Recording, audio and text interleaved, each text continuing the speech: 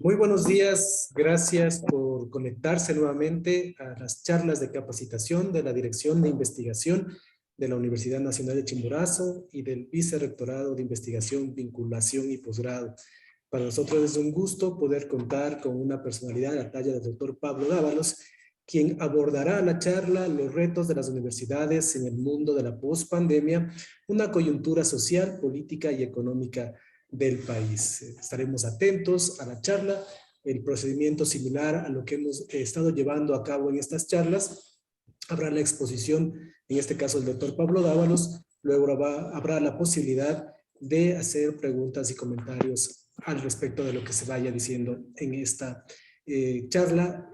Como les repito, los retos de las universidades en el mundo de la pospandemia, una coyuntura social, política y económica del país. Y sin más, yo quiero darle la más cordial de las bienvenidas al doctor Pablo Dávalos, quiteño, con 4 hijos, economista de la Universidad Central del Ecuador, con maestría en Lovaina, Bélgica, un doctorado, PhD, en Economía en Grenoble, Alpes, Francia, y un postdoctorado en la Universidad Andina Simón Bolívar de Quito. Ex viceministro de Economía en el año 2005, profesor universitario de pregrado y posgrado de varias universidades del país y del exterior, docente investigador de la Universidad Nacional de Chimborazo, la UNACH, profesor visitante de la Universidad Grenoble Alpes en Francia, está vinculado con los movimientos sociales y al movimiento indígena, coordinador del grupo de trabajo de Claxo, Movimientos Indígenas en América Latina. Sus más recientes libros podemos mencionar La democracia disciplinaria, el proyecto post-neoliberal para América Latina de 2011, editado por Quimantú, Chile y traducido al italiano. Otro libro, Alianza País o la reinvención del poder. 7 ensayos sobre el post-neoliberalismo en el Ecuador de 2014, editado por Desde Abajo, Colombia. También el libro Monopolio, Ganancia y Asimetrías de la Información en el Aseguramiento Privado de la Salud en el Ecuador de 2016, editado por la Universidad Pontificia Católica del Ecuador, PUCE Ecuador. Otro libro, El recurso de Tiresias, una visión de paralelaje al neoliberalismo del 2018, editado también por Desde Abajo, Colombia. Finalmente, un manifiesto para el siglo XXI de la renta básica universal y otras utopías, publicado por Desde Abajo, Colombia, en el año 2020. Es proponente del proyecto de ley de la renta básica universal y sin condiciones para el Ecuador, miembro fundador del Foro de Economía Alternativa y Heterodoxa del Ecuador.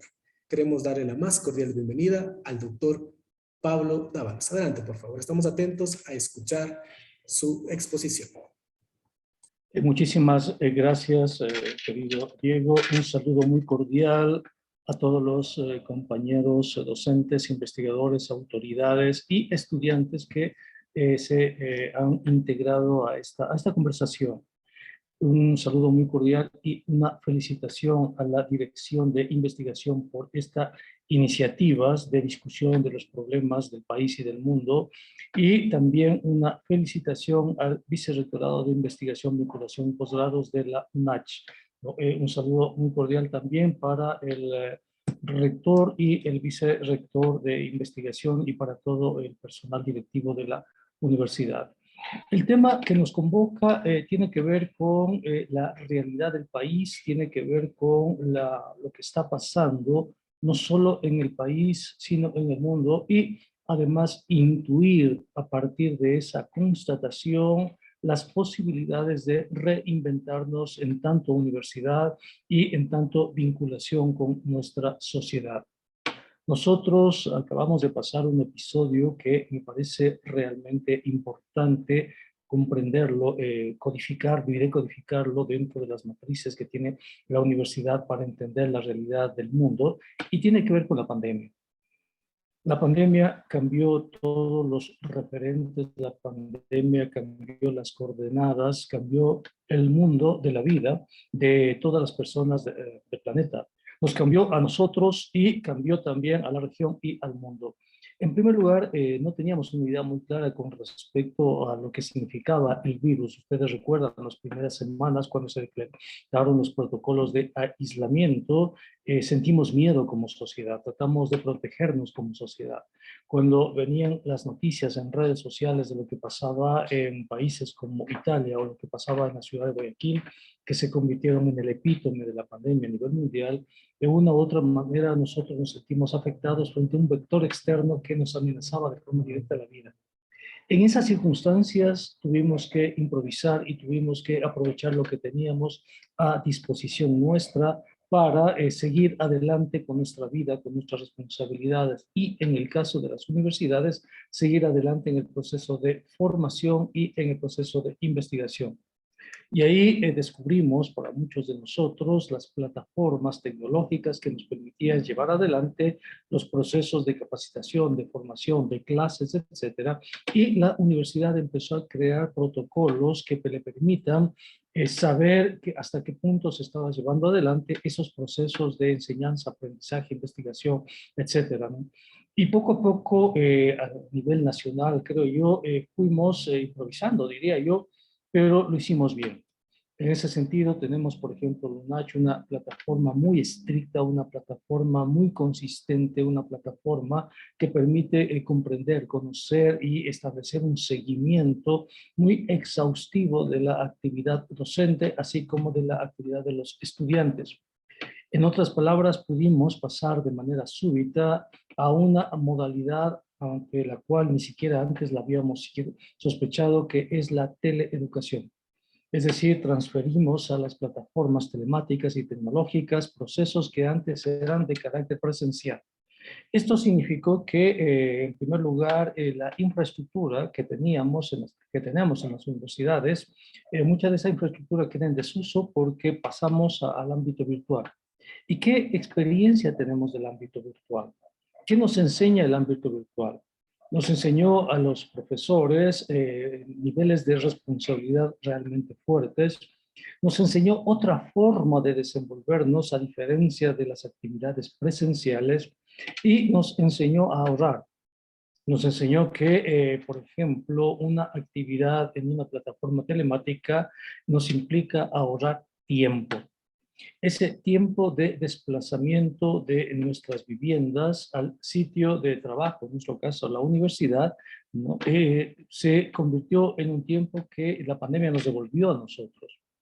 Ahí entendimos esa variable a la cual generalmente no le damos mucha importancia, que es la variable tiempo, porque además efectivamente, sobre todo en el sector empresarial, eh, tuvimos la oportunidad de conocer que muchos empresarios también tuvieron que improvisar con las plataformas y tuvieron que exagerar sus pedidos, requerimientos, y se dio dinámicas de sobreexplotación a los trabajadores. En consecuencia, una de las primeras, creo yo, formas de aprendizaje que tuvimos en esta coyuntura fue la utilización de las plataformas.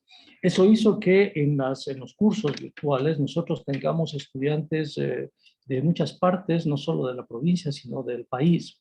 Estudiantes de Guayas, estudiantes de Pichincha, estudiantes de Chimborazo, de Cotopaxi, de la Amazonía, que se vinculaban vía red a nuestras clases, que participaban en nuestras clases sin moverse de su sitio de trabajo, que hacían los trabajos de investigación, ¿no?, sin moverse de su sitio de trabajo. Nosotros tuvimos que improvisar, por ejemplo, para la cuestión de todo lo que significan las evaluaciones de los estudiantes, porque una cosa es un formato de evaluación en una actividad presencial y otra un formato de evaluación a través de plataformas.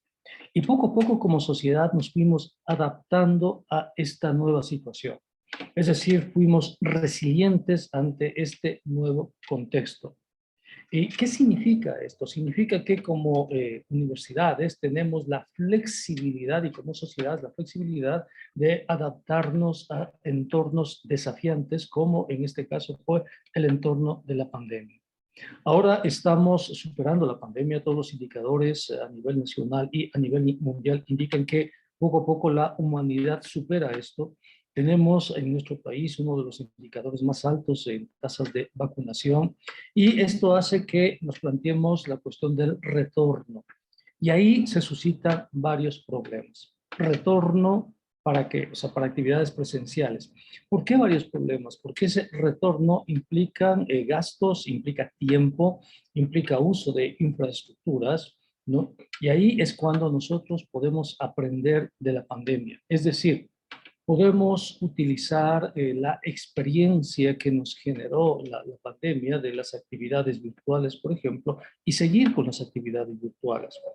De tal manera que podemos devolverle a los profesores y a los estudiantes el tiempo, que significa para muchos estudiantes de provincias, por ejemplo, desplazarse de sus provincias natales a, en este caso, a nuestra universidad, tener actividades presenciales en nuestra actividad que pueden ser tranquilamente, creo yo, reemplazadas por actividades virtuales. Es cierto que esto forma parte de políticas públicas, forma parte de actividades también de regulación, pero también es cierto que nosotros podemos, sobre esas políticas públicas y en virtud del carácter de autonomía, pensar en la posibilidad de mantener al menos cierto tipo de facultades, de carreras en la modalidad virtual para incorporar más estudiantes y democratizar el acceso a la educación. Ahora bien, esto se produce en un contexto de transformaciones importantes en el capitalismo mundial, ¿no? Y obviamente en nuestra sociedad. ¿Y cuáles son esas transformaciones? Esas transformaciones están asociadas a la información y a las plataformas tecnológicas que soportan esa información. Nosotros pudimos desarrollar las clases virtuales porque tenemos lo que se llama el Internet 4.0, la web 4.0. Pero en algunos países ya empiezan a poco a poco a trabajar en lo que se conoce la web 5.0 e incluso en 6.0. ¿Qué significa eso? Significa que el ancho de tamaño de banda se expande de una forma realmente exponencial.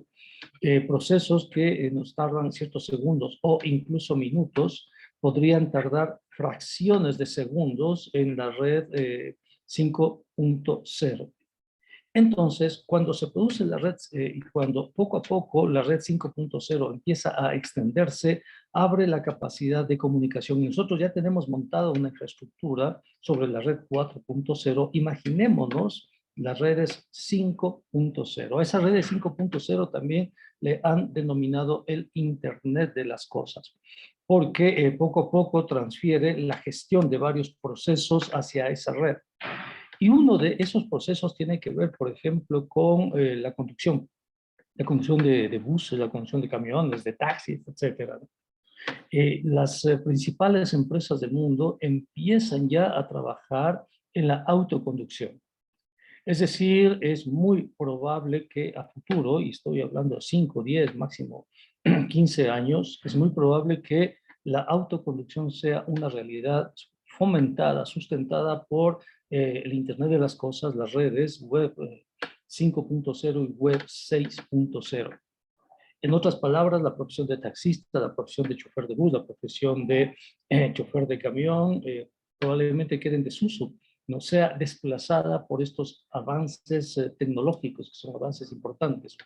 Y no solo eso, sino que estas nuevas plataformas se están vinculando, sobre todo la web 5.0, a avances científicos en el ámbito de la computación. Nosotros hemos visto, hay noticias del desarrollo de lo que se conoce como la computación cuántica. Ya China está experimentando la computación cuántica, Estados Unidos tiene ya las primeras computadoras cuánticas. Esto eleva la capacidad de procesamiento de información a niveles inimaginables. Realmente es difícil siquiera imaginar eso, ¿no?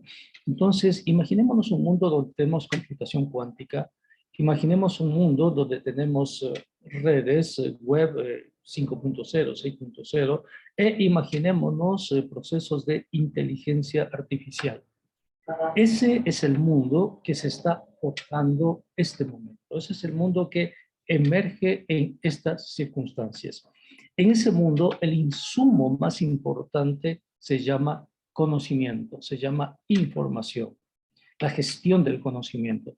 Y las instituciones más importantes que gestionan ese conocimiento, que producen ese conocimiento, son las universidades, son los centros de investigación. ¿Qué significa eso? Significa que las universidades tienen que pasar, si se quiere, una especie de revolución coperniciana para las universidades. Este momento, sobre todo aquí en el Ecuador, la estructura de la universidad está dividida de acuerdo a los formatos napoleónicos de entre ciencias de la naturaleza y ciencias de la sociedad. Ese es el formato que arrastramos desde fines del siglo XIX, se ha proyectado al siglo XX, pero nuestras universidades están orientadas básicamente a la formación profesional y al pregrado. Esa es nuestra preocupación, en eso estamos concentrados, pero el futuro ya no está tanto en el pregrado, sino en la investigación. Hacia allá apuntan las principales universidades del mundo, la investigación. Pero, ¿cómo construir la investigación? ¿De qué forma establecer y hacia dónde tiene que ir esa investigación?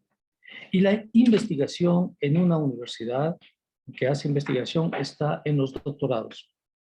Los doctorados son el fundamento, son el eje, son el centro, son la hoja de ruta de la investigación de universidad.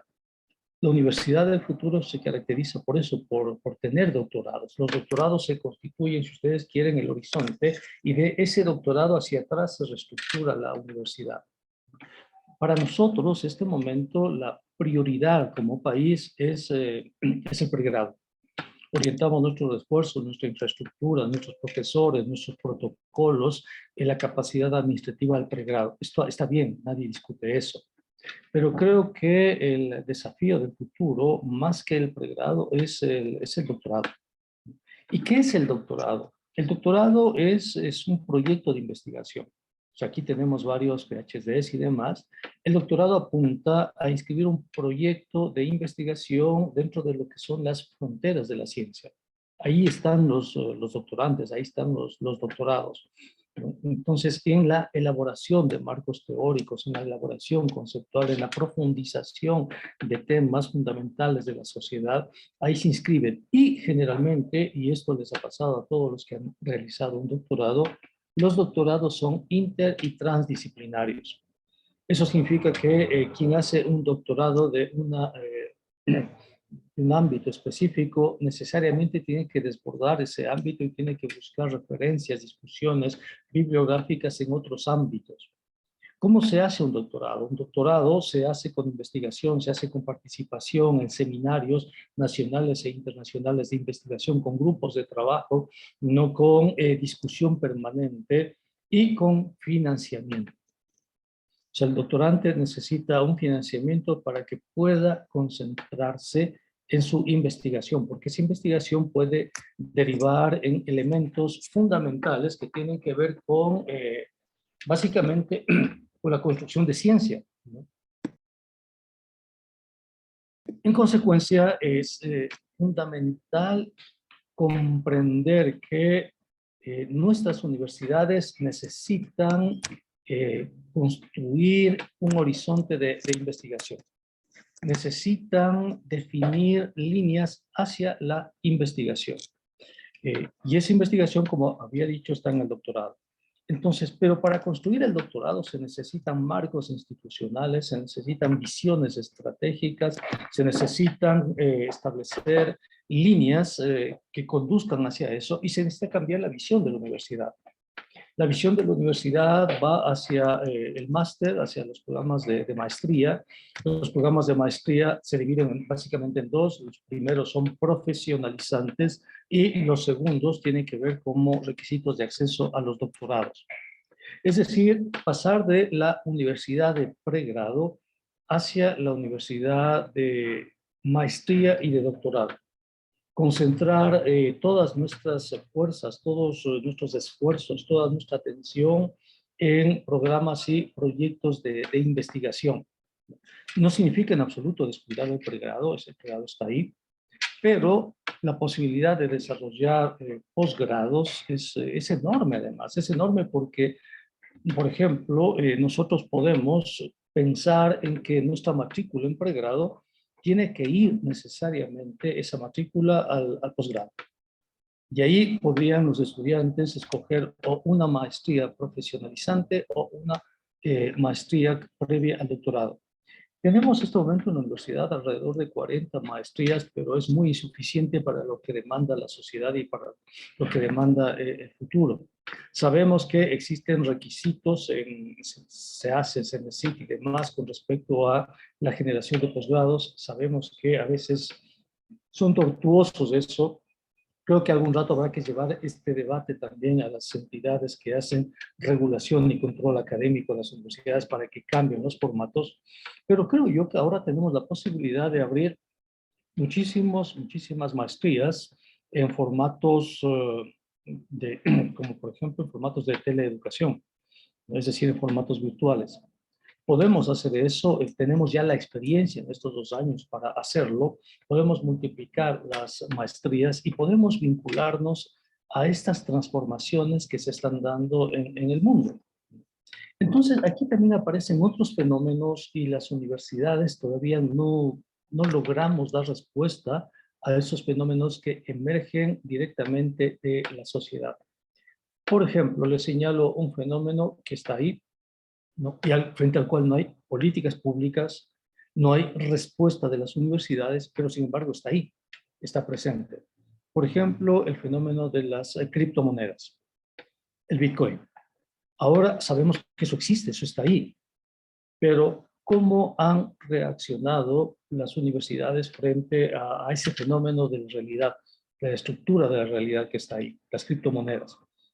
¿De qué forma esas criptomonedas pueden convertirse en objetos de reflexión de la universidad?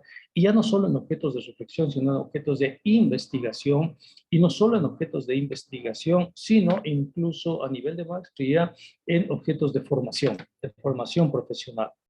Y las cantidades que transan las criptomonedas son realmente enormes, ¿no?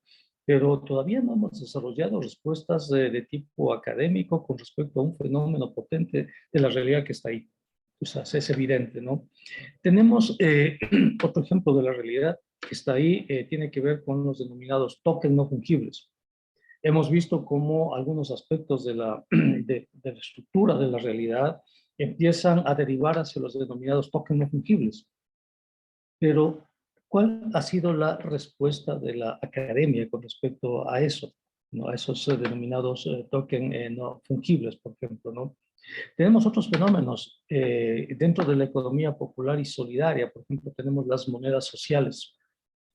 Y existen las monedas sociales y es un fenómeno mundial, ¿no? Se dan las monedas sociales. Entonces ahí, ¿de qué forma las universidades pueden trabajar ese tipo de fenómeno que está ahí, que surge en la sociedad? Tenemos también el fenómeno de las aplicaciones y de la inteligencia artificial.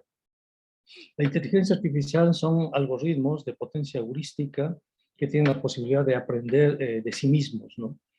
Entonces, y con esos algoritmos se gestionan ahora muchísimos procesos productivos, muchísimos procesos de logística, muchísimos procesos de comercialización, muchísimos procesos educativos, etcétera. ¿Hasta qué punto nosotros podemos integrar, por ejemplo, esos procesos de inteligencia artificial para el seguimiento de la gestión educativa, para seguimiento de nuevas carreras dentro de la universidad, etcétera, ¿no? Y esto nos plantea lo siguiente, nos plantea nuevos escenarios. Y retomo el escenario de la pandemia para proponerles la siguiente reflexión. ¿Recuerdan ustedes la pandemia? Estábamos en la pandemia cumpliendo los protocolos de aislamiento. Teníamos que protegernos la vida y no podíamos salir de nuestras casas salvo para abastecimiento. En ese contexto, y más allá de las responsabilidades laborales que podamos tener todos y cada uno de nosotros o estudiantiles, un elemento que nos ayudó a soportar, diría, la pandemia fue la estética. Y cuando me refiero a la estética, me refiero a la música, por ejemplo, me refiero al arte, me refiero al cine, etcétera. Imagínense ustedes un fenómeno como la pandemia sin música, sin cine, sin documentales o sin redes. Imagínense solamente eso. ¿Qué habría pasado? ¿Cómo habría sido nuestro mundo de la vida en un contexto tan duro, tan difícil como fue el, el aislamiento sin una dimensión estética del mundo. Habría sido muy, muy difícil. Sin música, imagínense. ¿Qué significa eso? Significa que a nosotros en el siglo XXI la dimensión estética de la vida es fundamental. Es absolutamente clave. Y no hablo de la industria del espectáculo, sino de la dimensión estética de lo que significa ser y estar en el mundo, como parte de la ontología política de las sociedades. Y ahora en la pandemia se demostró la fuerza, la potencia y su carácter de imprescindible que tiene esa dimensión estética de la vida. La cuestión es la siguiente: como universidades, ¿de qué forma respondemos a esa dimensión estética? Tenemos quizás escuelas que forman eso: música, teatro, danza, artes plásticas, cine, etcétera. Tenemos eso. ¿Podemos hacerlo? Yo creo que podemos hacerlo. Yo creo que deberíamos hacerlo. Yo creo que a futuro necesitamos una facultad de artes. Y no, todas las universidades necesitan eso, porque el arte es fundamental y necesitamos que esa facultad de arte se sintonice con lo que está pasando en el mundo, con la inteligencia artificial, con las redes sociales, etcétera, para darnos esa dimensión estética que nos permite, si ustedes quieren aprender y ser de formas diferentes dentro de las estructuras ontológicas del mundo, ¿no? Entonces, fíjense ustedes cómo la pandemia nos obliga poco a poco a cambiar de referentes. Otro aspecto que me parece clave en la pandemia tiene que ver con la conectividad. Nosotros, como profesores, investigadores, estudiantes, pagamos por la conectividad, pero no debería ser así. O sea, sobre todo cuando estamos a puertas de un incremento en la potencia de la conectividad con redes 5G. O sea, no debería ser así. Y creo yo que la pandemia nos obliga a pensar en un derecho fundamental, que es el derecho a la conectividad. De la misma manera que las sociedades han luchado por el derecho a la libertad de expresión, por ejemplo, que han luchado por los derechos a la libertad política, que han luchado por los derechos al agua, por los derechos a un ambiente sano, por el derecho a una vida digna, creo que ahora la pandemia nos empuja a pensar en un derecho a la conectividad, porque estar desconectado del mundo este momento es ya perder un derecho. Para los nuevos jóvenes, los millennials y las generaciones Z, las últimas generaciones, el Internet ya es parte del mundo de la vida. Así como para nosotros la electricidad o el agua potable era parte del mundo de la vida, para ellos el Internet es un dato de la realidad. Pero por lo mismo que es un dato de la realidad, porque ahora tenemos cierto tipo de derechos de tercera generación, tenemos que incorporar, creo yo, que la sociedad piense el derecho a la conectividad.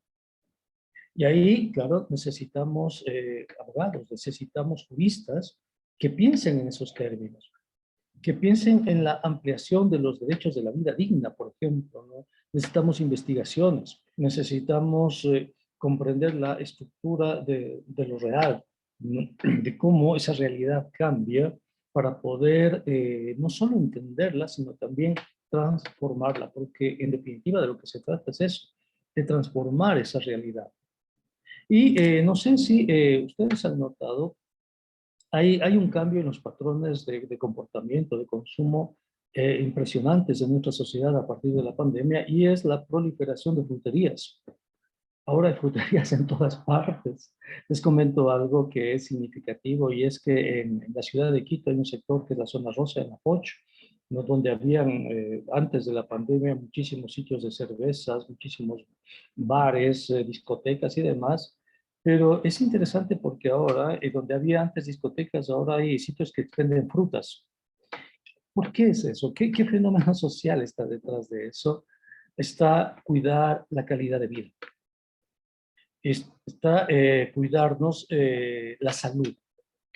Antes la salud era un vector, si ustedes quieren, circunstancial, a pesar de su importancia, a pesar de lo fundamental, pero nosotros prescindíamos de la visita al médico, comíamos cualquier cosa, en realidad. Íbamos a un restaurante, nos comíamos comíamos literalmente cualquier cosa, obviamente teníamos problemas. Les comento que la primera causa de morbimortalidad en el país antes de la pandemia era precisamente la diabetes.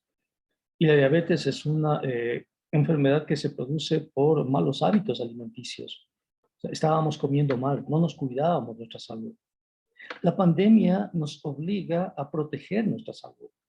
La pandemia nos obliga a mirarnos de otra manera a nosotros mismos. Fíjense ustedes cómo la pandemia recupera la noción de la biopolítica, si ustedes quieren, y empezamos a generar justamente eso, biopolítica, justamente en contextos de la pandemia. Ahora bien, esto significa que, o sea, hay frutas y todo lo demás, que las personas, vean ustedes, ahora tienen aplicaciones para ver el peso, para ver las proteínas, para ver los carbohidratos, para seguir dietas, etcétera, que nacen desde la pandemia y nos obliga a transformar los hábitos alimenticios. Y eso significa soberanía alimentaria. Eso significa líneas de investigación para la universidad que tienen que ver justamente con la recuperación de frutas que se han perdido, con la incorporación de tecnologías de financiamiento, por ejemplo, de fintech, para que los mecanismos de intermediación aprovechen todo lo que es el celular y desde el celular se puedan realizar, qué sé yo, mecanismos de distribución. Es cuestión que nuestros estudiantes en las tesis, por ejemplo, desarrollen aplicaciones. Una aplicación sencilla como la distribución del gas. Ustedes saben que la distribución del gas de uso doméstico es artesanal. ¿No? Implica calentamiento global porque hay un camión que pasa gritando que el gas está ahí. ¿No? Es interrupción de las labores, tiene muchos costos, costos de transacción y demás. Imagínense la cantidad de ahorro para la sociedad que significa una aplicación en donde, es como antes de las llamadas, antes se llamaba para decirle al distribuidor de gas que te venga a dejar el tanque de gas, pero ahora lo podemos hacer vía aplicación y podemos pagar vía aplicación. Y en medio de estas discusiones, nosotros también en la pandemia vimos cómo la pandemia tenía un carácter de regresividad, es decir, afectaba a los más pobres. Habían sectores sociales tan vulnerables por sus condiciones de pobreza que si no salían a vender algo en la calle, simplemente no tenían nada que comer y tenían que arriesgar su vida para vender algo, para hacer alguna actividad, etcétera, porque no tenían ningún otro recurso para protegerse. En ese contexto de la pandemia emergen y toma consistencia una idea que se ha venido trabajando a nivel mundial, que es la idea de la renta básica universal. Imaginémonos una sociedad que puede dar a los miembros de esa sociedad certezas mínimas, pero mínimas. Por ejemplo, que tengan seguridad social. Por ejemplo, que tengan acceso a servicios básicos. Por ejemplo, que tengan condiciones mínimas de sobrevivencia con los alimentos mínimos de la canasta básica. Imaginémonos eso. Y podemos hacerlo como sociedad.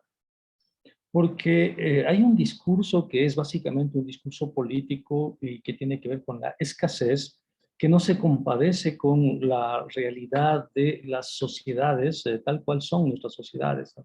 Se nos dice que no hay recursos, se nos dice que hay un déficit fiscal enorme, se nos dice que no hay posibilidad de satisfacer las demandas que plantean diferentes sectores sociales como los maestros, los universitarios, pero eso no es cierto. O sea, los datos indican que no es tan así, que la sociedad produce la suficiente riqueza y que un mínimo de redistribución de esa riqueza, no estamos pensando en términos máximos, sino en términos mínimos de redistribución de esa riqueza, podría solucionar muchos problemas sociales. Nosotros en los últimos años como sociedad y a partir de, sobre todo, el Banco Mundial, hemos generado un mecanismo de transferencias monetarias condicionadas y gastamos alrededor de 600 millones de dólares del presupuesto nacional cada año para ese mecanismo de transferencias monetarias condicionadas. Y resulta que en estos 20 años hemos gastado alrededor de 15.000 millones de dólares en transferencias monetarias condicionadas y no se ha resuelto la pobreza. No solo eso, sino que esas transferencias monetarias condicionadas, como el bono de desarrollo humano, se ha constituido en una trampa de la pobreza. Porque si la persona que recibe el bono de desarrollo humano simplemente pone un foco adicional, ¿no? O sube su consumo de electricidad, sale del bono de desarrollo humano. Pero como esa persona ya interiorizó esa liquidez, esos 50, 60 dólares mensuales dentro de su estructura, ingreso-gasto, el momento en que por un foco adicional o el momento en que elevan mínimamente su condición de vida, son expulsados de la base de datos para recibir el bono de desarrollo humano, se cambia absolutamente todo, toda su ecuación ingreso-gasto y no saben de dónde sacar esos 60 dólares que para ellos era importante. ¿Qué hacen entonces? Se mantienen en la pobreza. Tienen que mantenerse en la pobreza. Tienen que mantenerse dentro de la miseria para recibir esos 60 dólares.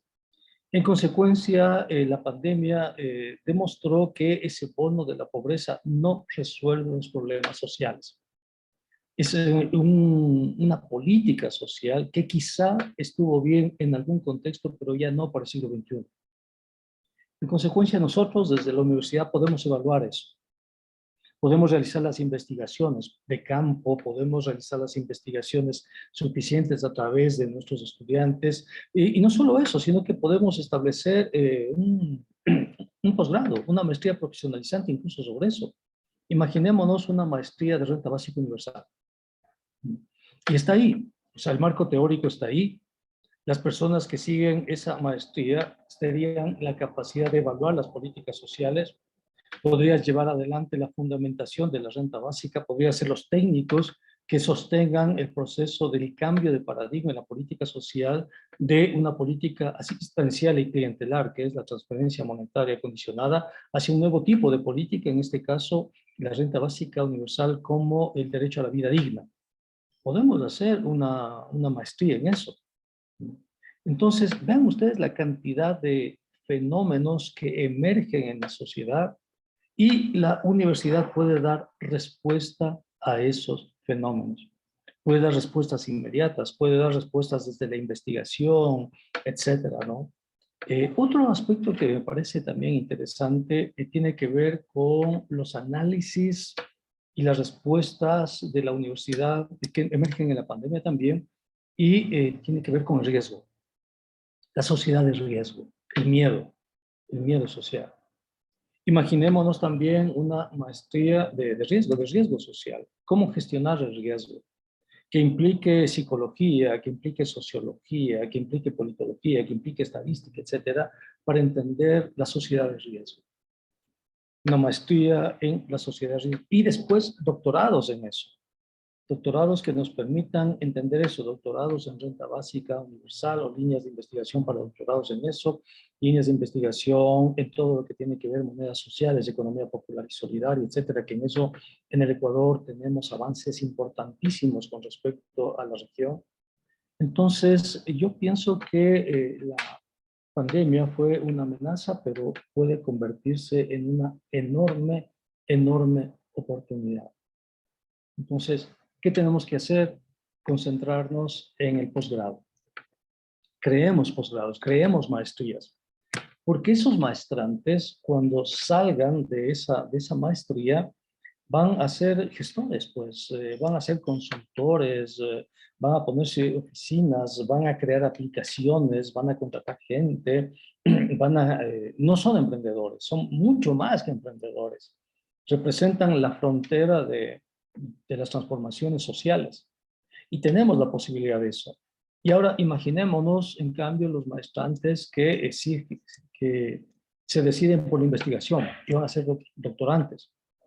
Si nosotros multiplicamos las maestrías, no solo que multiplicamos la capacidad formativa en la sociedad, sino también los recursos. Recuerden ustedes que se paga por las maestrías, porque son profesionalizantes, porque implican que la persona que sigue eso está realizando una inversión en lo que se llamaría capital humano.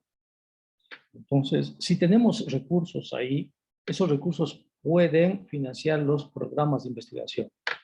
Y los doctorados, se incrustan los doctorados, se enchufan, si ustedes quieren, esas maestrías con las líneas de investigación de la universidad.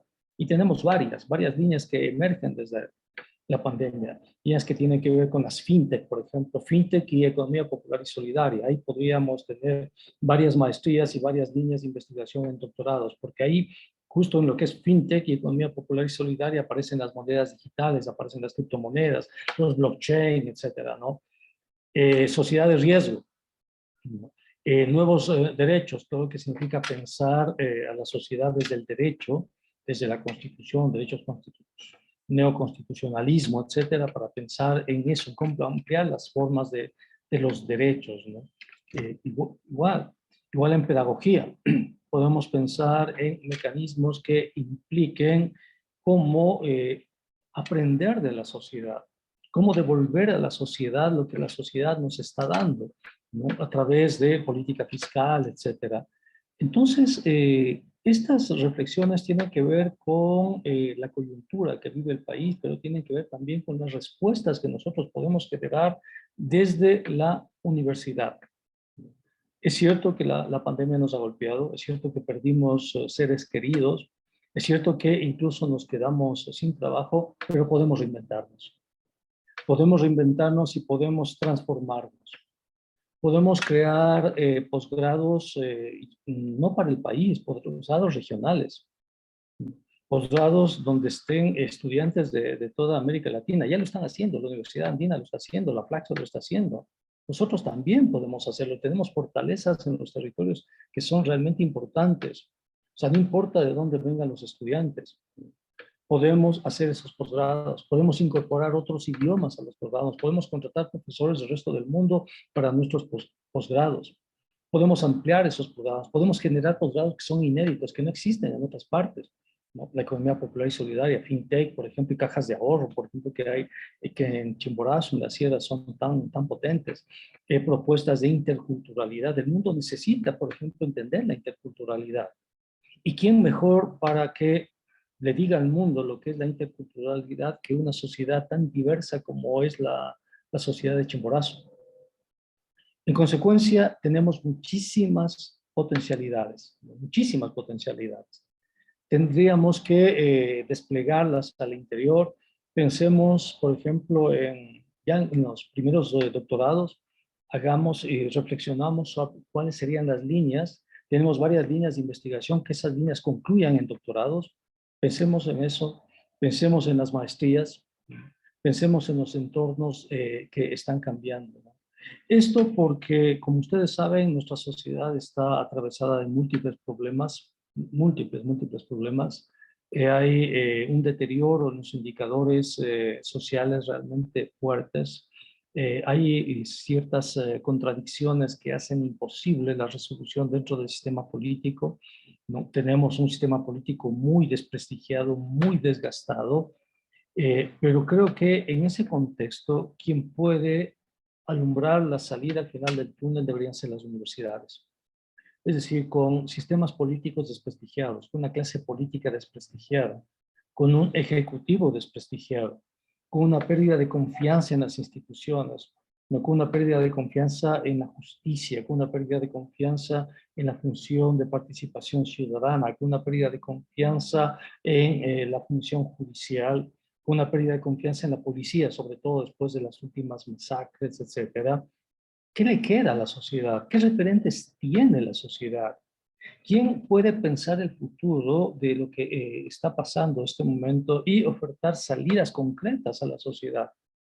Definitivamente son las universidades. Las universidades no pueden replegarse sobre sí mismas.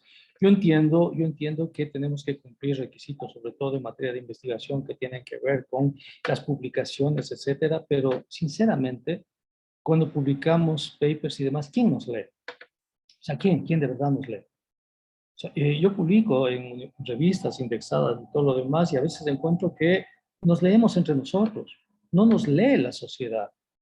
¿Qué he hecho yo para que la sociedad me lea en este caso particular a mí? O sea, ¿qué he hecho yo? He tenido que publicar en un blog. Y en el blog a veces tengo, qué sé yo, algunos artículos míos tienen 10.000 vistas, 15.000, no, distribuciones y demás, mucho más que una revista indexada. ¿Por qué? Porque aquellas cosas que yo publico en el blog no pueden ser publicadas en revistas indexadas por la cantidad de requisitos, que está bien, no digo que está mal, pero algo tenemos que hacer, ¿no? Para meternos en el debate que está pasando frente a, a nuestros ojos, ¿no? Vean ustedes, se acaba de dar un debate muy fuerte sobre la ley de atracción de inversiones, muy fuerte, ¿no? Y ese es un debate además que tenía que ver directamente con nosotros, porque le ponía a nuestra universidad dentro de desafíos que tienen que ver cómo transformar a nuestra universidad en entidad elegante, ¿no? Y transferir varios de los procesos de nuestra universidad a gestores privados, a nuestra universidad. Ahora bien, se dio el proceso y el debate de la ley de atracción de inversiones. Díganme ustedes, ¿cuál fue la posición de la Universidad Ecuatoriana frente a ese debate? ¿Qué hicimos como sociedad ecuatoriana? ¿De qué forma lo interiorizamos, un aspecto tan importante, y le dijimos a la sociedad ecuatoriana los contenidos de esa ley? ¿Qué le dijimos a la sociedad? ¿Cómo respondimos a la sociedad? Claro, es cierto, estábamos muy preocupados de llenar nuestros requisitos, que teníamos que hacerlo. Además, estamos tan preocupados que la estructura de lo real se nos escapa, pues. Pero resulta que si la universidad no le dice a la sociedad una reflexión sobre los propios problemas de la sociedad, ¿quién lo hace? ¿Quién más lo puede hacer? Entonces, ¿de dónde provienen las explicaciones que la sociedad reclama para sus problemas inmediatos? No provienen de la universidad. Deberían, pero no provienen de ahí. Provienen de los medios de comunicación. Son los medios de comunicación los que llevan el debate, la opinión, etcétera, y muchos de ellos sin información, sin conocimiento y además absolutamente tergiversados y con intereses de por medio. Quien les paga la pauta se pone el ritmo de la canción, más o menos, en algunos medios de comunicación. Entonces, vean ustedes un debate que se dio ahí, que se dio, que estuvo, que está ahí, que estuvo ahí. Y la sociedad ecuatoriana, cuando regresa a ver a la universidad por determinadas circunstancias, no responde a la sociedad. Vean ustedes, el gobierno en este momento tiene, tiene recursos para las universidades. Les comento. Con la última ley de desarrollo económico, el gobierno ha logrado recaudar en los últimos meses alrededor de 400 millones de dólares hasta abril de este año. En apenas 3 meses, 400 millones. Se espera que hasta fines de año el gobierno recaude producto de eso 1.400 millones de dólares. De esos 1.400 millones de dólares, ¿no?, que son las contribuciones temporales y el cambio en el formato del pago del impuesto a la renta, ¿no?, de ahí le tocarían a la universidad, porque son ingresos permanentes, alrededor de un 11%. Es decir, 140 millones. A nuestra universidad en la distribución le tocarán 5 o 7 millones, ¿no?, que no está nada mal. Pero hay un problema. El problema es que en la Ley de Desarrollo Económico hay una disposición que impide que esos recursos se registren en el presupuesto nacional. En consecuencia, ni GATS ni universidades pueden participar de estos nuevos recursos. Y son recursos que necesitamos. Son recursos que nos pueden ayudar muchísimo, sobre todo a fortalecer los procesos de investigación.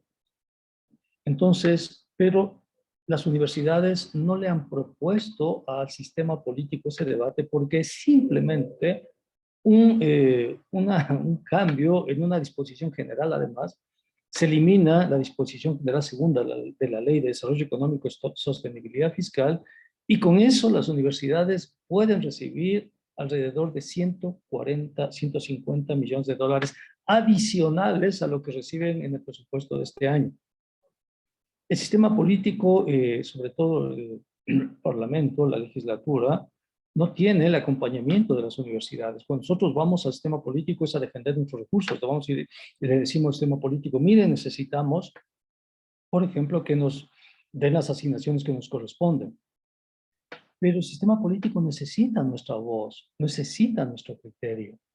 Yo ahí tengo que aplaudir, por ejemplo, lo que hace la UNACH con su boletín económico, ¿no?, del Observatorio Económico, que pone información de primera línea pero nos falta divulgar esa información, nos falta que esa información vaya a los tomadores de decisiones, a los policy makers, como se denomina, ¿no?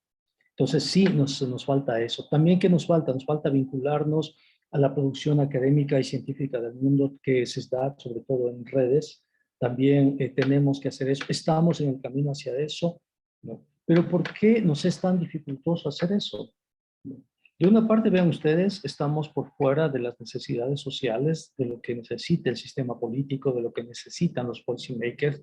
De otra parte, estamos algo fuera de nuestra integración a redes de investigación y demás es circunstancial, porque nos falta el puente, nos falta el encadenamiento a esas redes que son los doctorados.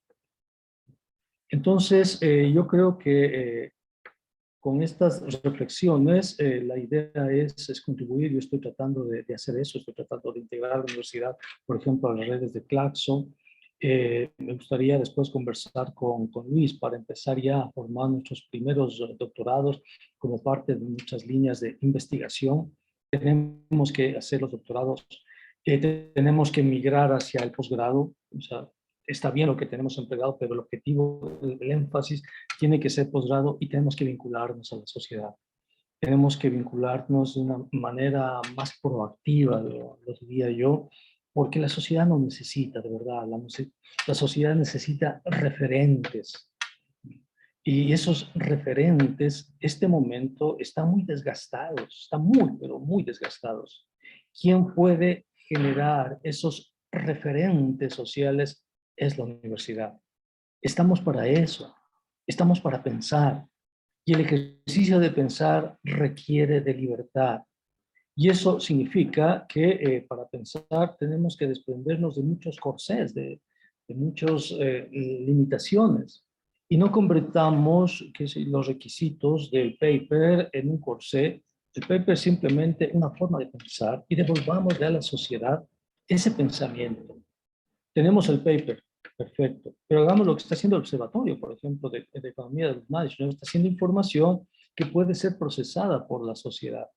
Pensemos en boletines de información que tengan la rigurosidad conceptual y epistemológica, pero que sean accesibles de leer a la sociedad. Por ejemplo, si la sociedad necesita saber qué mismo significa esta ley de atracción de inversiones, podemos hacer documentos que le permitan a sindicatos, que le permitan al movimiento indígena, que le permitan a las redes de la economía popular y solidaria, etcétera, entender lo que significa eso. Redactar de la manera simple, absolutamente rigurosa, pero simple, ¿no?, los problemas de la sociedad para que la sociedad entienda, para devolverle a la sociedad, que sea un referente, que los asambleístas digan, sí, o sea, tenemos un estudio del UNACH. De hecho, yo hice eso, les entregué a los asambleístas un estudio desde el UNACH, ¿no? Para que ellos tengan como soporte una investigación de lo que significa esta ley de atracción de inversiones. Pero no tiene que ser una cuestión individual, tiene que ser una cuestión institucional. Entonces, yo creo que tenemos como diría los no liberales, el capital humano, pero tenemos gente valiosa aquí en la UNACH, en las universidades, profesores de primer nivel, independientemente de sus títulos. Yo no creo en los títulos, sinceramente. Mis mejores profesores, los que me cambiaron la vida, no tenían títulos de PhD, en absoluto. Eran maestros, en el sentido tradicional del término, ¿no? A los cuales respeto. O sea, pienso, qué sé yo, en el profesor René Báez, por ejemplo, ¿no?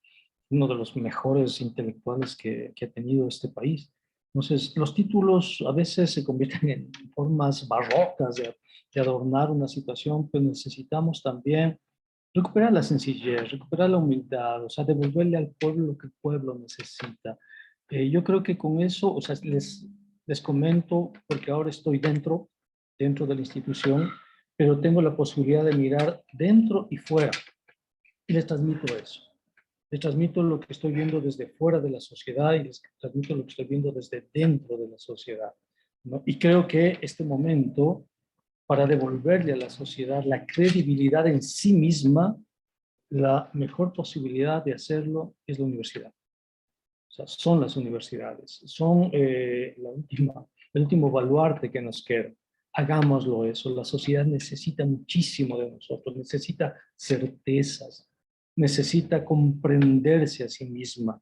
Démosle a la sociedad esa posibilidad de comprenderse a sí misma. Para eso estamos ahí, para pensar, para reflexionar, para discutir, para debatir, con sencillez, con humildad, porque el conocimiento es tan vasto, es tan complejo, que el hecho que leamos 10, 20, 50 libros no nos dice que seamos personajes autorizados, simplemente nos dice que tenemos hipótesis que pueden ser plausibles o no, nada más. Recordemos que el conocimiento humano se construye con hipótesis y que toda hipótesis es provisional, eso nos enseñó Popper, ¿no? Y que nuestras hipótesis son eso, son provisionales nada más, pero son ejercicios de pensamiento que hacemos para entendernos a nosotros mismos en ambientes tan conflictivos, tan densos, si se quiere, que ameritan respuestas. Ameritan que esas respuestas sean hechas con toda la rigurosidad, con todo el conocimiento, respuestas provisionales, pero desde los marcos institucionales como son las universidades.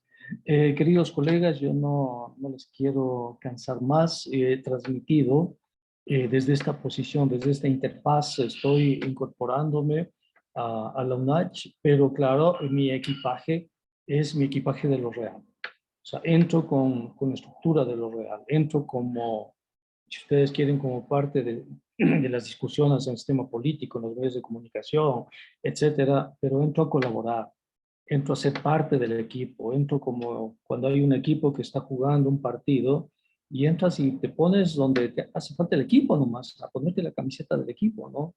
Yo quiero agradecerles muchísimo por la paciencia de esta charla y, por supuesto, quedo abierto a todas las preguntas, inquietudes y demás. No he hecho una charla conceptual ni epistemológica, algún rato después podemos planificar eso, sino indicarles algunos temas que considero fundamentales para la coyuntura y que tienen que ver con el retorno de la pospandemia y la construcción de la nueva normalidad desde nuestra institución, desde la UNACH. Muchísimas gracias y quedo abierto a sus respectivas inquietudes. Muchas gracias al doctor Pablo Dávalos, nos ha dado esta visión de los retos de las universidades en el mundo de la pospandemia. Ha cruzado también como eje esta coyuntura social, política y económica que está viviendo el Ecuador. Algunas inquietudes, doctor. Una de ellas dice al respecto de las transferencias monetarias condicionadas que usted había hecho y había dado un ejemplo que es el bono de solidaridad, el bono de desarrollo humano ahora. ¿Cuáles son alternativas para estas transferencias? ¿Dónde debe cambiar la política en este sentido para que sean efectivos eh, estos recursos que se destinan, por ejemplo, a estas transferencias condicionadas? Efectivamente, este es un mecanismo que ha fracasado. Ha fracasado por la sencilla razón que no ha permitido superar el problema de la pobreza. Y como sociedad estamos gastando una cantidad realmente considerable, 600 millones de dólares, ¿no? Entonces es hora de revisar el bono de desarrollo humano, las transferencias monetarias condicionadas. Yo lo que había indicado es que como universidad nosotros podemos dirigir proyectos de investigación, etcétera, para en las provincias donde están nuestros estudiantes tratar de evaluar el rol, evaluar la efectividad de estas transferencias monetarias condicionadas, pero hay alternativas. Una alternativa es la renta básica universal. Es una alternativa a estas transferencias monetarias. Es más, es tan potente esta idea de la renta básica universal porque se plantea en términos de la vida digna, en términos de la dignidad de las personas. En cambio, la transferencia monetaria condicionada se plantea desde el asistencialismo, la asistencia del Estado para que una persona o una familia tenga recursos monetarios para solucionar sus compras inmediatas, ¿no? Que no puede hacerlas porque está en condición de pobreza. La renta básica universal es otro fenómeno, es otra estructura, tiene otras características.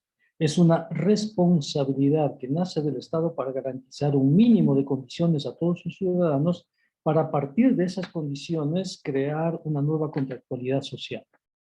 Entonces, es tan potente, decía yo, la renta básica que podríamos pensar en una línea de investigación, por ejemplo, ¿no? Una línea de investigación de política social que permite evaluar y que permita construir.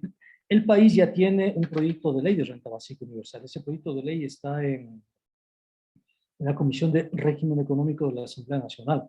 Es decir, pasó todos los filtros. Es decir, si la Comisión de Régimen Económico decide el día de mañana empezar a trabajar en este proyecto de ley, el debate nacional giraría alrededor de esto, de la renta básica universal. El proyecto de ley plantea entregar a los ciudadanos alrededor de $400, pero que están ya asignados. $400 que se asignan para el pago a la seguridad social, una parte, otra parte se asigna a los servicios básicos, entre ellos Internet, y otra parte se destina a la canasta básica, ¿no? Alimentos de la canasta básica, tiene financiamiento y todo lo demás. Y cuesta muchísimo menos que las transferencias monetarias condicionadas, porque la renta básica se sustenta en mecanismos monetarios, ¿no? Es decir, bonos y todo lo que tiene que ver con esos mecanismos. Ahí hay creo yo, una posibilidad de investigación, hay una posibilidad de trabajo teórico importante y un aporte de la universidad a la sociedad. Imaginémonos, qué sé yo, un posgrado que tenga que ver con política social, evaluación de políticas sociales, que sean transferencias monetarias y renta básica universal, porque o sea, ese va a ser la discusión a futuro. Y de ahí podríamos vincular renta básica universal con nuevos derechos, por ejemplo, el derecho a la conectividad, el derecho a la jubilación universal, por ejemplo, es otro proyecto que está asociado a la renta básica universal, el derecho a la vivienda digna también, que ya está trabajando también la Asamblea Nacional, las fintech, etcétera. Es decir, se abre un universo de investigaciones y nosotros como universidad podemos hacer eso. Es más, deberíamos hacer eso, ¿no? Es decir, claro, si tenemos investigaciones de pregrado, por ejemplo, ya orientemos investigación de pregrado, evaluar transferencias. Si tenemos un posgrado, pensemos en entregar a los organismos que aprueban los posgrados una maestría en evaluación política social. Hagamos la currícula de eso y metamos ahí la renta básica.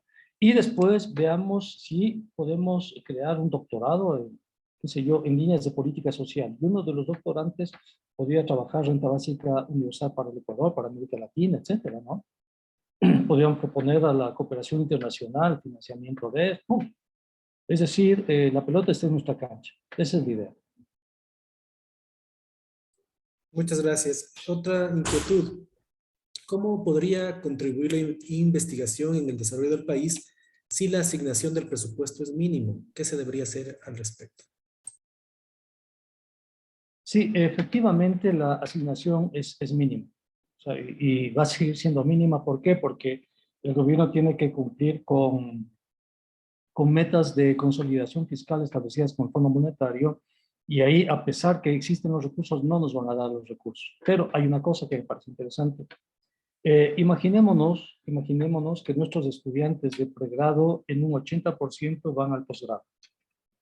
Digamos que tenemos 1,000 estudiantes que van al posgrado, a la maestría, ¿no? Si van 1,000 estudiantes a la maestría, una maestría tiene un costo, ¿no?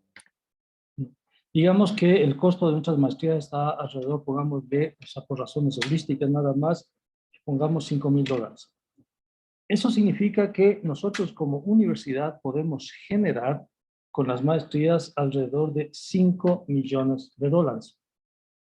Digamos que las maestrías que nosotros vamos a proponer, vamos a generar, por ejemplo, esta maestría en política social, no necesita esta maestría de política social pagos en infraestructura porque va a ser una maestría virtual, como lo hace la Andina, etcétera, ¿no? Migramos hacia las maestrías virtuales. Es decir, ahí de los $5 millones que podemos ingresar por maestrías, si son maestrías virtuales, ¿en qué vamos a gastar? Vamos a gastar básicamente en profesores. Pero podemos utilizar el gasto en profesores, los doctorantes, ¿no? O podemos de ahí establecer los costos de tal manera que a la universidad le pueden quedar de esos 5 millones, estoy simplemente ejemplificando, más o menos un ejercicio de economista, que pueden quedar alrededor de $3 millones, ¿no? Para la universidad. ¿Qué hace la universidad con esos $3 millones? Con esos $3 millones, la universidad podría financiar las líneas de doctorado para establecer una relación entre maestrías y doctorado. Con los $3 millones financiamos programas de investigación doctoral. Y es más, esos doctorantes pueden ser los profesores de las maestrías, de tal manera que la asignación que se les da como parte de su maestría podría compensar y reducir los costos de las maestrías. Si nosotros podemos ampliar, digamos, 1000 estudiantes entran en una maestría este año, 1000 el siguiente, podemos tener una cantidad de recursos significativa. No sé cuántos estudiantes tenemos, Diego, en este momento en UNACH. ¿Cuántos tenemos este rato? ¿Puedes decirme ese dato? ¿Alrededor de cuántos tenemos? Creo que tenemos como 15,000 o algo así, ¿no? Alrededor de 15,000 me confirman, ¿no? Sí, alrededor de 15,000 tenemos. Imagínate si no son 1000 estudiantes, si no son 10,000 estudiantes los que cursan diferentes maestrías que podemos generar en estos años. Si tenemos la posibilidad de transformar nuestra universidad del pregrado al posgrado, significa que tenemos las maestrías y los doctorados para absorber, o sea, el objetivo sería los 15,000, pero digamos que no podemos los 15,000, podemos 10,000. Si son 10,000, significa en términos monetarios 50 millones de dólares. De esos 50 millones de dólares podemos destinarlos para la propia maestría una cantidad, pero nos queda, digamos que nos queda el 60% de eso, nos quedan 30 millones de dólares para financiar doctorados y programas de investigación. Es decir, si nosotros logramos realizar una transformación conceptual de la universidad, en donde pasamos de la atención del pregrado al posgrado. Tenemos 40 posgrados, pero podemos tener 400. Entonces, si vamos al posgrado, ¿qué hacemos? Esos posgrados incorporan esos estudiantes. Como son posgrados virtuales, ¿no? Incorporan estudiantes de diferentes partes del país y de América Latina. Esos posgrados, obviamente, se pagan. No podemos ver un programa de becas y todo lo demás porque son profesionalizantes, porque las personas que reciben un título de posgrado después van a ser consultores, van a ser expertos, van a ser funcionarios públicos, van a ser expertos para la empresa privada en experticias que tienen que ver con lo que demanda la sociedad, pues, ¿no? Entonces, si nosotros nos ponemos la meta, fíjate tú, de 10,000, desde aquí, en un periodo determinado, crear programas de acuerdo a lo que la sociedad necesita. Si tenemos la posibilidad de crear 10,000, o imagínate 15, para los 15,000, significan ingresos extras a la universidad de 50 millones de dólares. 50 millones aparte de las asignaciones que tiene que darnos el Estado ecuatoriano. Esos 50 millones, ¿a dónde van? A investigación. Van a doctorados, van a financiar los doctorados. Y los doctorados, además, son el soporte de las maestrías. Si nosotros financiamos 50 millones de doctorados, ¿y qué significa financiar un doctorado? Significa que al doctorante le das un sueldo como docente investigador, pero además le financias los viajes al exterior para los eventos, etcétera, y realizas además conferencias, jornadas, es decir, tienes una universidad que está todo el tiempo, cada semana, produciendo seminarios internacionales, generando redes, generando eventos, trayéndose expertos, poniéndoles a los expertos a trabajar, qué sé yo, traes un experto internacional y lo pones aquí a trabajar, qué sé yo, como profesor, qué sé yo, como becario, por decirte, un experto, como era el proyecto Prometeo más o menos, ¿no? Lo pones a trabajar y se forma una comunidad universitaria. Le pagas. Y tienes los recursos, tienes los 50 millones. Cuando fortaleces eso, el siguiente año ya no tienes 10,000 maestrantes, tienes 10, 12, 14,000. Y esos son recursos. ¿Por qué pensamos que no tenemos recursos? Porque solo estamos viendo el pregrado. Y claro, como el pregrado es gratuito y necesitamos transferencias, es obvio. Pero para el posgrado ni siquiera necesitamos infraestructura. Tenemos la infraestructura que es la conectividad. Tenemos los profesores. Aquí en la UNACH hay profesores valiosísimos. O sea, tenemos el background. Estamos en un territorio donde lo más importante es la interculturalidad. Podemos hacer varios programas de interculturalidad como eje transversal, ¿no?, para las maestrías y los doctorados. Entonces, yo creo que efectivamente no hay recursos porque los recursos que provienen del Estado son muy pocos, están sometidos a presiones políticas y demás, pero si nosotros cambiamos de visión y nos vamos hacia el posgrado, vamos a tener recursos. vamos a tener muchos recursos. Creo que es el momento de cambiar de visión. Para eso es la pandemia, ¿no? Para cambiar de visión. No sé si... Gracias. Gracias, doctor. Tenemos también el comentario y esta vez la inquietud de la doctora Magda Cejas. Dice, muy buena su disertación, doctor Dávalos, pero a mi parecer la investigación debe dar respuestas a problemas puntuales, como se señala, pero es muy complejo que los entes gubernamentales faciliten accesos a maestrías y más aún a doctorados a una población estropeada por muchos factores, entre ellos el empleo. En este sentido, el equilibrio de oportunidades de estudio, oferta y demanda es sumamente complejo. Las becas internas son casi imposibles. Estaríamos entonces en el debate de buscar mayores oportunidades a estudiantes con pocas opciones de sostenerse en una maestría y doctorado por costos. A mi parecer es un problema gubernamental o de los responsables de las políticas educativas a nivel de educación superior. Sí, yo coincido con ese criterio, o sea, yo coincido, pero hay que considerar también lo siguiente. Para toda persona y para todo hogar, la educación es una inversión. Es decir, las personas se endeudan en el banco, y de hecho la cartera de crédito educativo ha crecido mucho, se endeudan como sea para una maestría. Los hogares hacen una enorme inversión para la educación primaria y secundaria, una enorme inversión. Pero hacen más inversión aún cuando los hijos van a la universidad. Si esos chicos van a entrar a una maestría, o sea, los hogares hacen la inversión.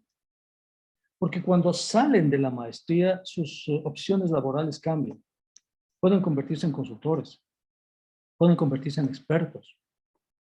Pueden ellos realizar, qué sé yo, realizar aplicaciones. Y hay un mundo para ellos que se abre, que tiene que ver con la transformación del conocimiento. Es decir, por ejemplo, las cooperativas de ahorro y crédito necesitan experticias en fintech, ¿no? Y en blockchain y todo eso. Ahí hay un mundo laboral para desarrollar todo lo que tiene que ver con fintech, por ejemplo. El Estado necesita expertos en política social, la cooperación internacional necesita expertos en política social, ¿no? Las empresas necesitan expertos en logística, etcétera. Los emprendimientos, que tienen que ver con aplicaciones y demás, pueden generar redes, por ejemplo, un mecanismo de distribución, lo que se hablaba de frutas, vía aplicaciones de redes, por ejemplo, con fintech, a través de nuevas cadenas logísticas, etcétera, ¿no? Es que el mundo está cambiando muchísimo. Entonces, sí, o sea, es absolutamente cierto, pero yo creo que si nosotros abrimos maestrías, vamos a tener estudiantes para esas maestrías. Si son virtuales, ya todas las maestrías, generalmente en ciencias sociales al menos son virtuales, también en algunas ciencias de la naturaleza son virtuales, ¿no? Depende efectivamente, un vector que se nos escapa tiene que ver efectivamente con CSA, CENESID. El gobierno actual está por la transformación de la CENESID. Yo creo que el gobierno actual, con un poco de, no sé, el sistema político, presión, va a responder. Los criterios para generar maestrías ahora tienen que cambiar, creo yo, ¿no? La cuestión no se trata tanto de estudios de mercado, sino estudios sociales, de problemáticas sociales, ¿no? Entonces, sí, si hacemos una presión desde la universidad hacia la entidad regulatoria, podemos hacer que la entidad regulatoria cambie y podemos transformar la universidad. O sea, ¿por qué? Porque nuestro paradigma todavía está en el pregrado. Hay que cambiar al posgrado. O sea, esa tiene que ser la transformación cualitativa en estos años. Gracias, querido Diego. No sé si hay más preguntas. Sí, tenemos levantar la mano el doctor Dante Ayaviri, por favor, si es que podemos hacer la conexión, si es que tenemos la oportunidad. Muchas gracias, querido Diego. ¿Cómo estás, querido Pablo? Con todos, buenos días. He seguido su exposición de Pablo. Estoy de acuerdo con muchas posturas que tiene él. Quiero hacer dos comentarios en relación a la coyuntura social en la que estamos atravesando, ¿no? Hace poquito, hace como 3 semanas, Jean Tirole, lo ubicarás, Pablo, que es un premio Nobel de Economía del 2014, en Helsinki en su conferencia dijo que los países en desarrollo habrán retrocedido en promedio 10 años con esta pandemia. Y en términos de formación educativa, un poco más. ¿Por qué? Por las limitaciones tecnológicas precisamente que tienen estos países, hablemos de países de Latinoamérica, África, Asia.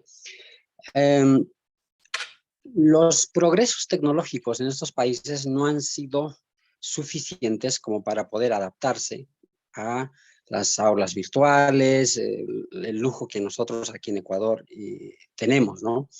Pero hay muchos países que no tienen ni conexión a una red de internet. Entonces, este comentario me llevó a pensar que si bien la universidad está relacionada y tiene una alta correlación en términos de aportar y formar profesionales con altos índices de calidad, y estos estándares, obviamente, en países nórdicos la han demostrado a través de investigación, desarrollo e innovación, y que repercute en el crecimiento económico. ¿Cuál es tu comentario en relación al contexto ecuatoriano? Por un lado. Luego quería hacer otro comentario en relación a los programas de posgrado. Podemos ver modelos de las universidades nórdicas, principalmente, que al incorporar a un estudiante, y sobre todo lo que tú dijiste, a un doctorando, estas universidades no solamente pagan su matrícula, sino que pagan toda la colegiatura y no tienen la orientación, digamos, lucrativa, ¿no? Lo que nosotros en América Latina y en los países del sur generalmente vemos como una oportunidad de negocio. Siendo y conociendo nuestro contexto y además Chimborazo con altos índices de inseguridad alimentaria, con problemas económicos y también donde el poder adquisitivo de las familias es muy bajito, y esta renta no le permite precisamente a los estudiantes pues ingresar a una maestría y mucho menos apuntar a un doctorado.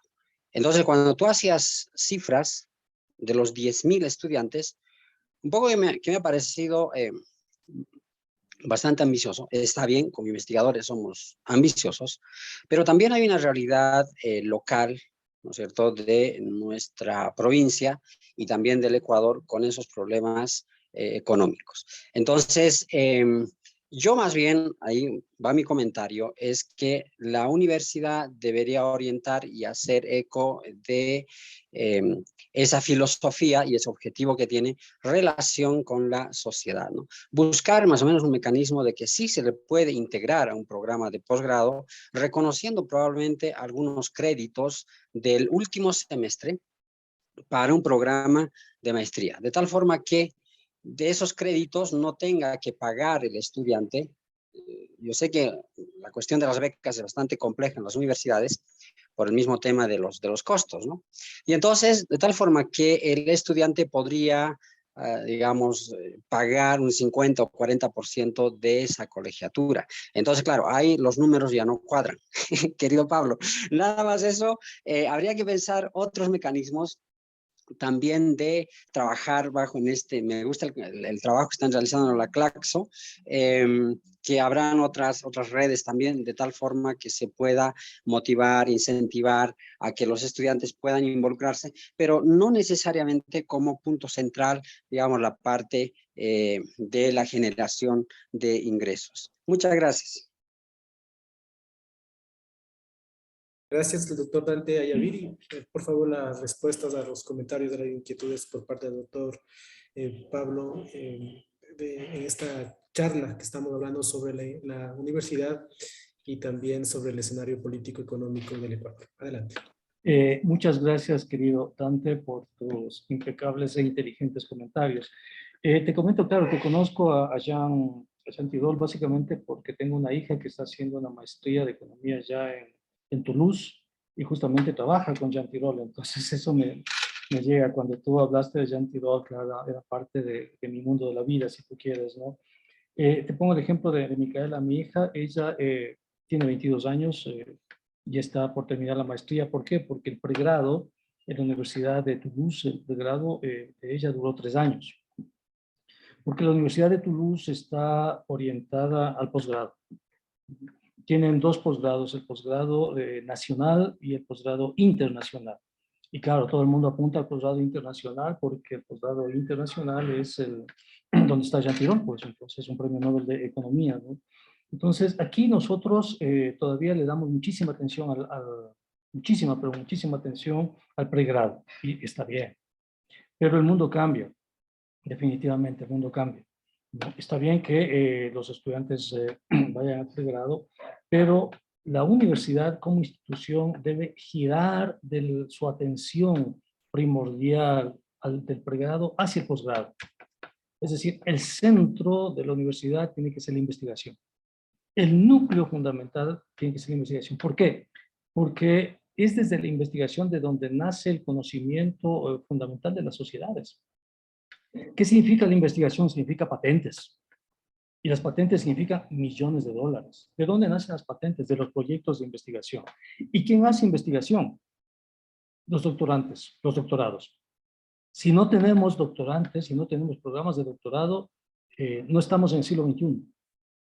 Y entonces podemos seguir convirtiéndonos en maquinarias de formación de profesionales, pero esos profesionales van al mundo laboral y no tienen capacidad en el mundo laboral de desenvolverse, porque el mundo laboral ahora necesita profesionales de otro nivel, con mayores experticias, mayores conocimientos, y eso solamente lo puede dar el cambio paradigmático en la universidad. Entonces tú dices, claro, tenemos 10,000 estudiantes de maestría, de pronto no pueden pagar, de pronto se pueden ver los créditos, o sea no importa si pagan o no pagan. Lo que importa es la transición conceptual de la universidad. Tenemos que transformarnos en universidad de investigación. ¿Por qué? Porque ahí está el núcleo fundamental de lo más importante del valor agregado en el siglo XXI, ¿no? Que es el conocimiento, ¿no? Entonces, lo que tú decías, claro, las sociedades internacionales, la cuestión de Internet, tienen falencias. Todas las sociedades han tenido falencias frente a la pandemia, todas. Italia, que uno habría imaginado que Italia es un país con un nivel de ingreso importante, tuvo falencias en lo básico, que es el sistema de salud, ¿no? Todas las universidades. Pero no se trata de ver las falencias, sino de ver las oportunidades. ¿Qué es lo que tenemos que hacer, querido Dante, en nuestra pequeña universidad? Tenemos que girar hacia los doctorados, tenemos que crear doctorados. Esa tiene que ser nuestra meta, nuestra línea, porque ahí está el núcleo que nos va a vincular al mundo. Y cuando creemos doctorados, ahí vamos a aprender un montón de cosas. Ahí vamos a aprender, o sea, donde está el centro fundamental de las universidades, ¿no? Harvard, Princeton, MIT, Toulouse, Grenoble, etcétera, se dedican a los doctorados y a los postdoctorados. Ese es el núcleo fundamental. Tienen miles de estudiantes en pregrado, o sea, por supuesto, tienen una formación pregrado impresionante, pero su eje fundamental está en los doctorados. O sea, los estudiantes a los que más se les presta atención, a los que se les cuida, les protege, te digo porque yo estuve ahí, pues en Europa son efectivamente los que van a hacer después PhDs, pues, ¿no?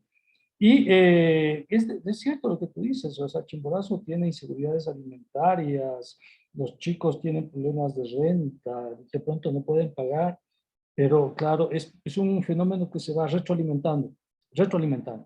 Pero si nosotros podemos cambiar la modalidad y en vez de hacer profesionales que vayan al desempleo, hacer profesionales que se conviertan en profesionales que cambien la realidad, ¿no? Que cambien radicalmente la realidad, entonces nuestra universidad va a ser un aporte a la sociedad. Va a ser un aporte, pero para hacer un aporte sí necesitamos un cambio coperniciano, ¿no?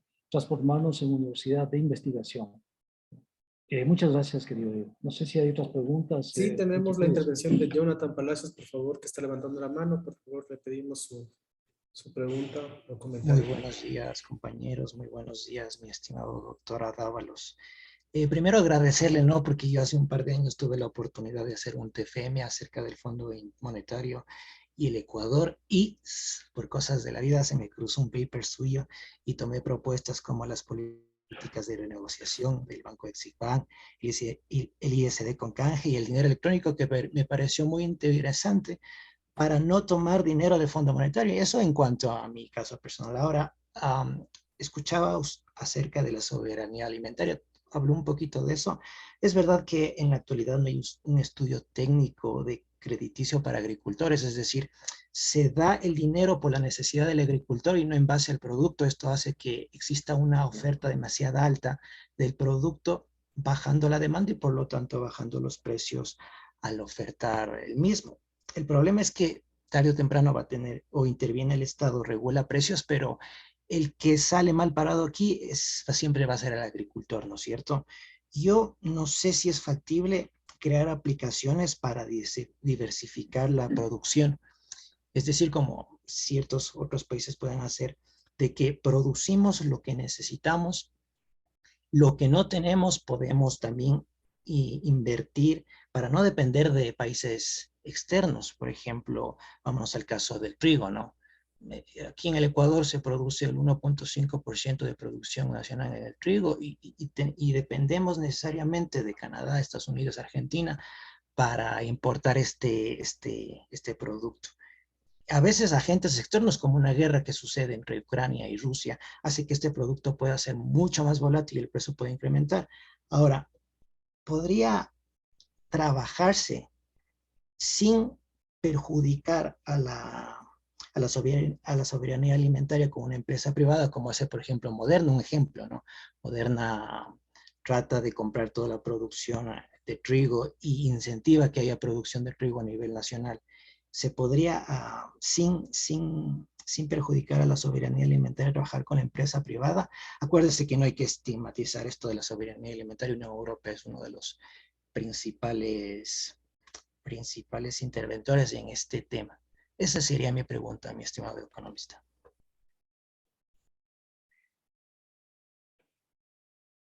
Gracias. Tenemos la respuesta del doctor Pablo, por favor.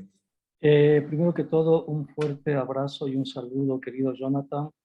Creo que tú pones el acento en uno de los problemas más importantes que tiene el país y que hace referencia justamente a la falta de políticas ni en seguridad ni en soberanía alimentaria. Es decir, ahí hay una carencia y es tan fuerte esta carencia que el último censo agropecuario se lo hizo en 1999-2000. Desde ese entonces el país no dispone de información sobre el sector agrícola. Y hay fuertes distorsiones en el sector agrícola, ¿no? Tú tienes ahí, por ejemplo, en el caso del banano, el monosomio. Es decir, un solo comprador que pone el precio, y no solo en el caso del banano, sino en el caso de muchísimos productos. Que se el campesino, finquero, etcétera, pone un precio a su producción, por decir algo, qué sé yo, $10 la tonelada, etcétera, pero viene el comprador y le paga la mitad, le dice 5, ¿no? O 3. No le alcanza absolutamente para nada. Otro problema que tienes es la renta diferencial, es decir, el productor campesino produce sin economía de escala, pero viene Supermaxi y le dice la posibilidad, no, qué sé yo, los Arniski de micromiseriato que pongan en su percha. Claro, el productor va con su producto que le cuesta más, al Supermaxi le cuesta menos, pero el Supermaxi me vende al precio del productor, pues, ¿no? Y gana una renta diferencial.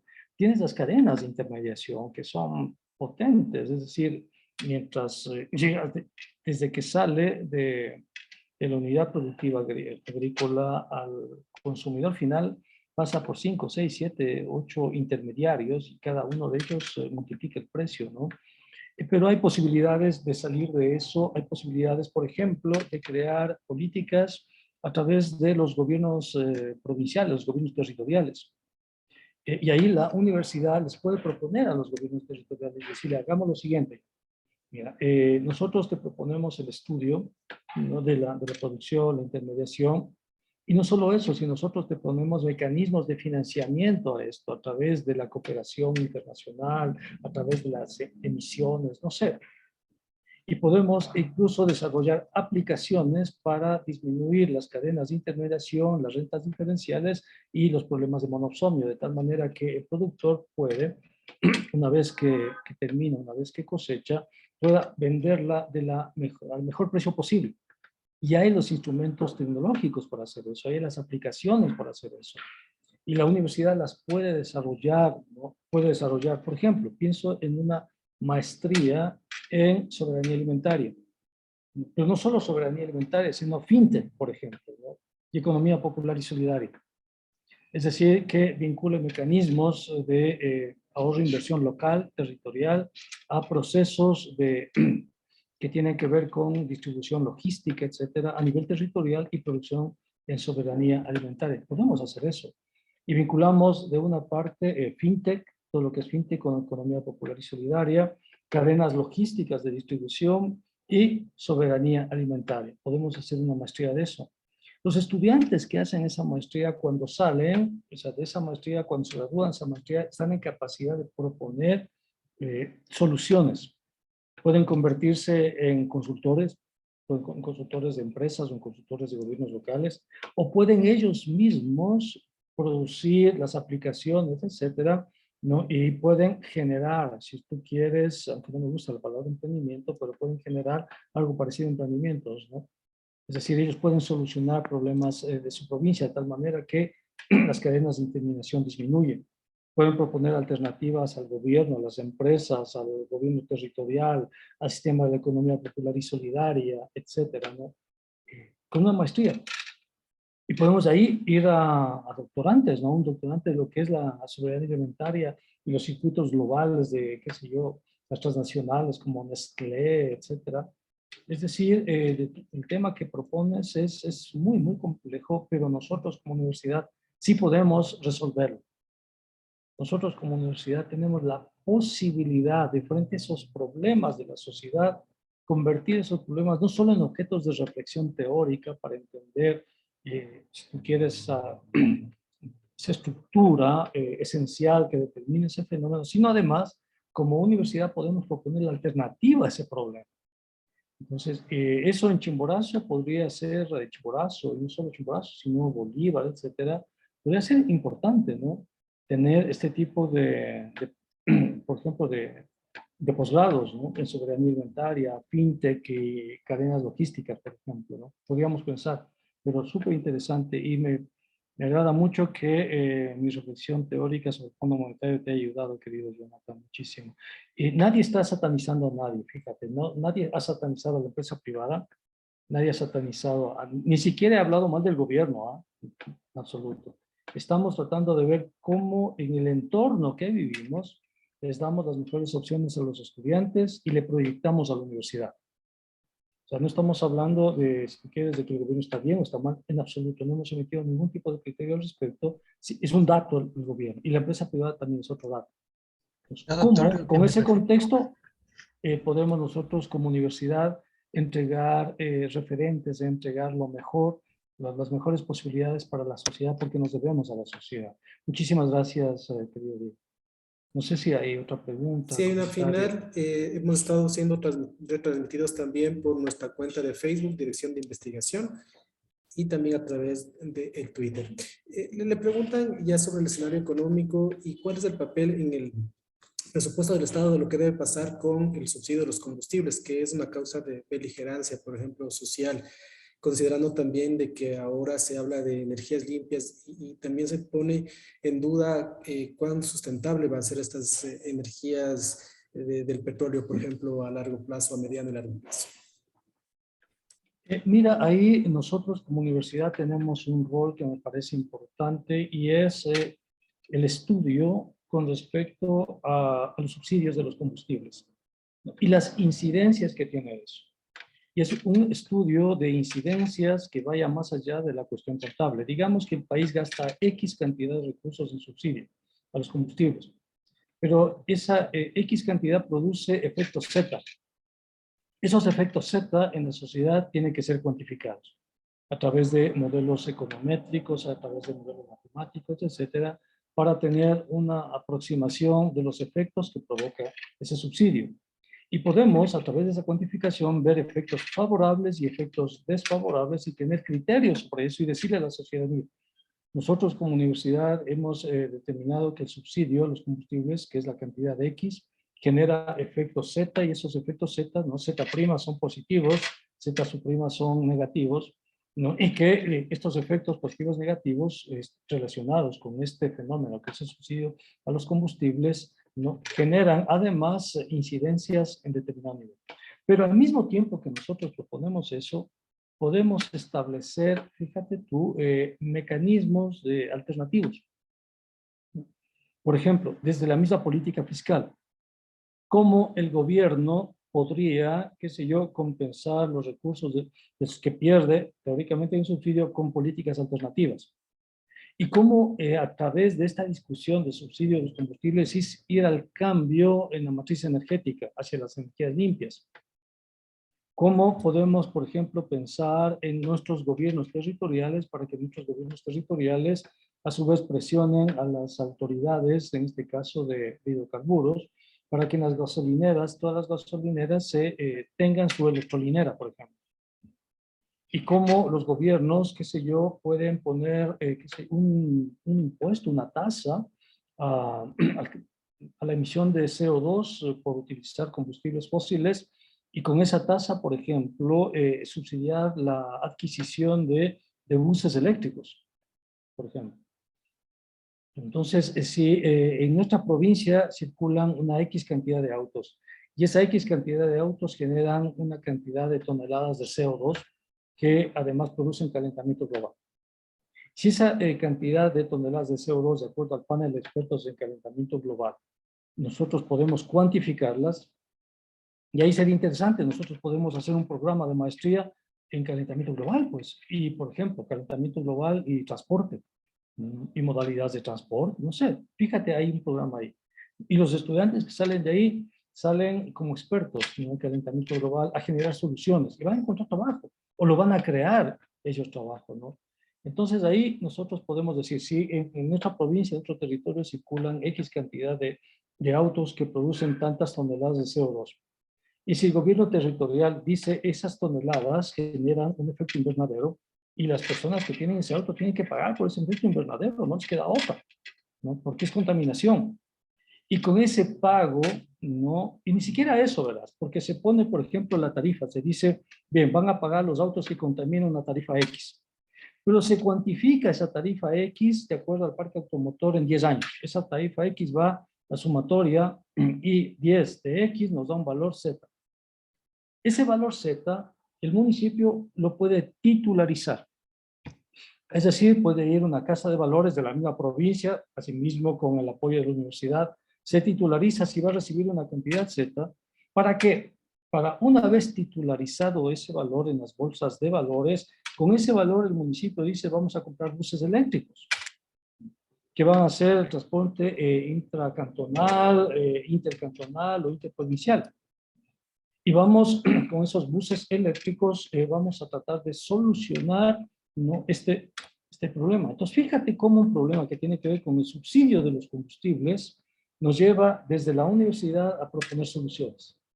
Nosotros hacemos, qué sé yo, la maestría, el programa de maestría en lo que es profesionalizante, cambio climático y alternativas al cambio climático para tener la posibilidad de medir el CO2 y todo lo demás, de investigación para un doctorado, y cómo desde ahí podría surgir una alternativa para decir, mire al prefecto de la provincia o al alcalde, usted dentro de las atribuciones que tiene la Constitución puede establecer una tasa de cambio climático. Esa tasa usted la puede titularizar y con esos recursos puede comprar una flota de buses y establecer una empresa provincial o municipal de transporte que puede ser eléctrico. Y en virtud de que es un transporte eléctrico, no genera CO2, ¿no? Y puede dar un servicio mucho más convivial, mucho más, qué sé yo, más eficiente energéticamente, y puede llegar a acuerdos con las cooperativas y demás, ¿no? Para tener una empresa mixta, podría ser, ¿no? Y resolvemos uno de los problemas que tiene que ver con subsidio a los combustibles. Y eso lo puede hacer la universidad. Se puede hacer la universidad a través de sus programas de investigación. Entonces, y no cuesta, no cuesta nada. Claro, y si le decimos eso al prefecto de la provincia, mire, en la provincia hay tantos vehículos, y la universidad le puede hacer los estudios, porque hay una cosa interesante, ¿verdad? Nosotros podemos crear la dirección, tenemos ya la dirección posgrados, pero podemos crear una especie de consultora para tener recursos también, ¿no? Que financien las investigaciones. Podemos proponer la consultoría al gobierno territorial y decirle, mira, o sea, puedes poner este impuesto porque existe esto, ¿no? Había una ley que se llamaba el impuesto verde, puede derogar esa ley, pero tú lo puedes hacer. puedes titularizar, puedes comprar estos buses. Y estos buses pueden prestar ese servicio. Y fíjate la cantidad de CO2 que dejas de emitir. Entonces, la universidad puede ser una instancia que permita dar soluciones a los problemas sociales. Entonces, eso me parece muy interesante desde esta reflexión llegar a este tipo de propuestas hechas desde la universidad. Gracias, Diego. Tenemos una pregunta más, pero también una aportación de parte de Edith que nos dice en el Ecuador, según el número y porcentaje de programas vigentes, 1% nos dice de estudios doctorales, de especialización 15%, maestría académica con trayectoria de investigación 12% y maestría académica con trayectoria profesional 72%.